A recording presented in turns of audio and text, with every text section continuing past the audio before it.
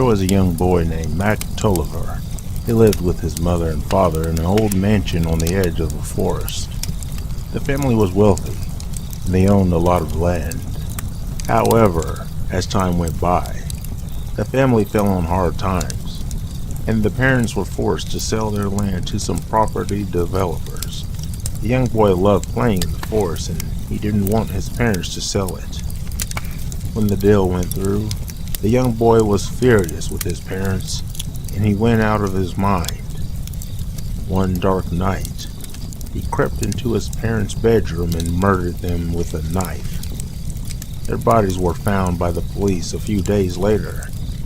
They were hanging from the ceiling with their throats slit from ear to ear.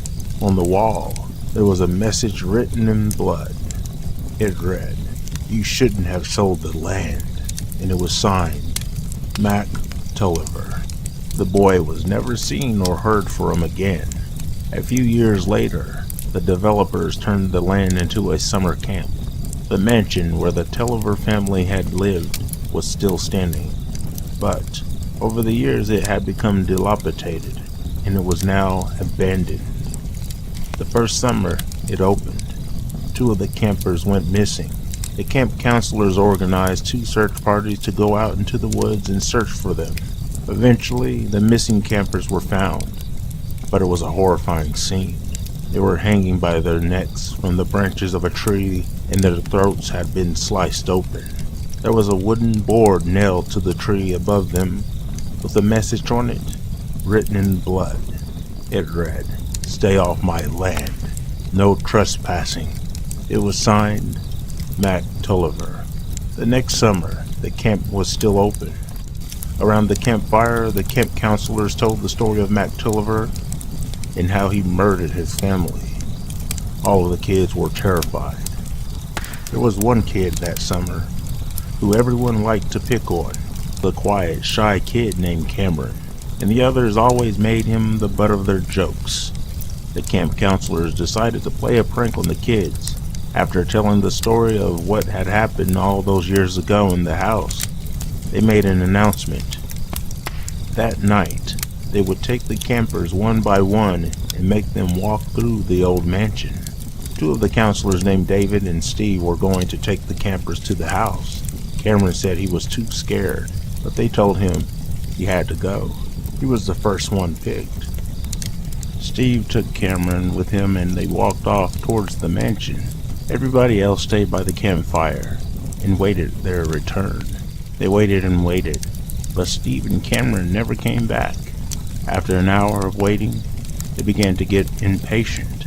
Dave decided to take all the other campers with him and check out what was going on. When they arrived at the old mansion, they didn't see Steve or Cameron anywhere. The place was eerily silent. Just then, they heard a noise. Thump, thump, thump. It was coming from upstairs. Dave told the kids that he was going to go up and investigate. He told them to stay behind, but they insisted on going with him. They went upstairs together in single file. When they reached the 2nd floor, the noise grew louder. Thump, thump, thump. It seemed to be coming from the room at the end of the hallway. That was the bedroom where Mac Tolliver had murdered his parents. They walked cautiously down the hallway, and when they came to the bedroom door, they could hear another noise. Drip, drip, drip. Dave reached out, turned the knob, and slowly opened the door. When it swung open, and they all saw what was in the room, everyone screamed in horror. Steve was hanging by the neck from a rope. His face was purple, his eyes were bulging out of his head, and his tongue was thrusted out of his mouth. His lifeless body was swaying back and forth, and his shoes kept hitting the wall. Thump, thump, thump. His throat had been cut open, and blood was dripping down onto the floor. Drip, drip, drip.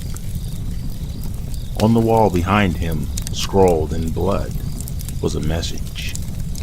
It read, "I'm back. and it was signed Cam Rivolot.